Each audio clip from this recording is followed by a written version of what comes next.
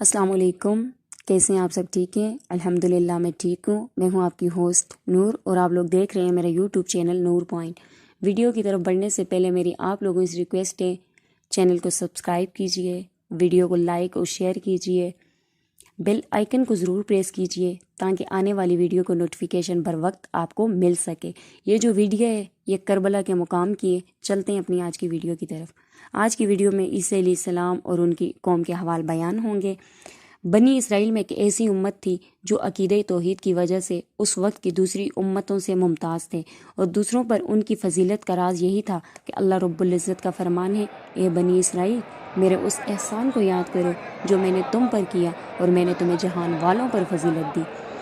انہوں نے احسان کی ناقدری کی، بت پرست اور مشرک قبائل کے ساتھ میل جول، ایک لمبے عرصے تک انبیاء کی تعلیمات سے محرومی کی بنا پر خراب عقائد، جاہلانہ عادات سرایت کر گئی ان میں۔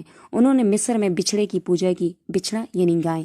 عیسیٰ عزیز علیہ السلام کی تعظیم میں انہوں نے غلو کیا یعنی بخل سے کام کیا، یہاں تک کہ انسانی حدود کو کراس کر گئے۔ ان میں بےہودگی اس حد تک پہنچ گئی کہ انہوں نے شرک، بت پرستی، بغض، جادو، کفری اعمال، کبھی حرکات کو انبیاء کرام سے منسوب کیا، نعوذ باللہ۔ یعنی وہ کہتے تھے کہ یہ جو کام ہے جادو، بخل، یہ انبیاء کرتے تھے۔ انہوں نے جھوٹ بولا اور ان کے بارے میں اللہ سے نا خوف کیا۔ ان سب کے باوجود وہ اپنے نسب پر بہت فخر کرتے، آرزوؤں اور خوابوں پر انہیں بڑا اعتماد تھا۔ وہ کہا کرتے تھے ہم اللہ کے بیٹے اور اس کے پیارے ہیں، نعوذ باللہ، اور یہ بھی کہتے تھے ہمیں چند دن سے زیادہ آگ نہیں چھوئے گی۔ اس دوران حضرت عیسیٰ علیہ السلام کی پیدائش ہوئی۔ عیسیٰ علیہ السلام کا دور آ گیا۔ وہ ہمارے پیغمبر حضرت محمد صلی اللہ علیہ وسلم سے پہلے آنے والے آخری پیغمبر ہیں، یعنی کہ عیسیٰ علیہ السلام کے بعد ہمارے پیغمبر تشریف لائے، اور وہ یہ قصہ ہے جس سے اللہ کا زبردست ارادہ اور قدرت ظاہر ہوتی ہے۔ عیسیٰ علیہ السلام کا سارا معاملہ خلاف عادت ہے۔ ان کی پیدائش خلاف عادت واقع ہوئی جس سے عقلیں دنگ رہ گئی اور ماننا مشکل ہو گیا، لیکن جو شخص اللہ کی پر یقین رکھتا ہے اور اس کی قدرت کو مانتا ہے، بلا شبہ اللہ کا ہر وہ کام جس کا وہ ارادہ کرتا ہے تو وہ ہو جاتا ہے۔ اور جو شخص حضرت آدم علیہ السلام کی پانی اور مٹی بغیر ماں باپ کی پیدائش کو مان چکا ہو، اس کے لیے صرف ماں سے پیدائش، باپ کے بغیر پیدائش کا ماننا آسان ہوتا ہے۔ اسی لیے اللہ رب العزت فرماتے ہیں کہ عیسیٰ کی مثال آدم کی مانند ہے، اللہ نے انہیں مٹی سے پیدا فرمایا اور فرمایا ہو تو وہ ہو گئے۔ عیسیٰ علیہ السلام کی پیدائش، ان کی دعوت، معاشیت ان کے لیے چیلنج تھی، اور وہ عادات جن میں وہ ایک دوسرے سے بڑھنے کے لیے کوشاں رہتے، جن کی خاطر وہ ایک دوسرے سے نبرد آزما رہتے، ان سب کے لیے عیسیٰ علیہ السلام ایک چیلنج تھے۔ ان کی ولادت عام طریقے سے ہٹ کر ہوئی۔ انہوں نے گہوارے میں لوگوں سے باتیں کی، انہوں نے تہی دست گوشے نشین ماں کی گود میں پرورش پائی، یعنی کہ مریم علیہ السلام کی ان کی والدہ تھی جن کے احوال پیچھے بیان ہوئے، اور ایک ایسی فضا میں زندگی گزاری جو تان تشنی سے بری تھی، عظمت اور تونگری کے ماحول سے دور رہتے ہوئے زندگی بسر کی۔ وہ فقراء مساکین کے ساتھ بیٹھتے، انہی کے ساتھ کھاتے، ان کے ساتھ شفقت سے پیش آتے، غریب اور کمزور لوگوں سے ہمدردی کرتے، محتاج اور مالدار، حاکم اور شریف گھٹیا میں کوئی فرق نہ کرتے تھے۔ اللہ رب العزت نے انہیں نبوت اور وحی سے سرفرازہ اور انہیں انجیل عطا کی۔ انجیل کتاب آسمانی جیسے کہ ہماری کتاب قرآن پاک ہے، اور روح القدس جبرائیل کے ذریعے روشن معجزات کے ساتھ ان کی مدد فرمائی۔ اللہ نے ان کے ذریعے ایسے بیماروں کو شفا دیتے جن کے علاج سے طبیب عاجز آ جاتے۔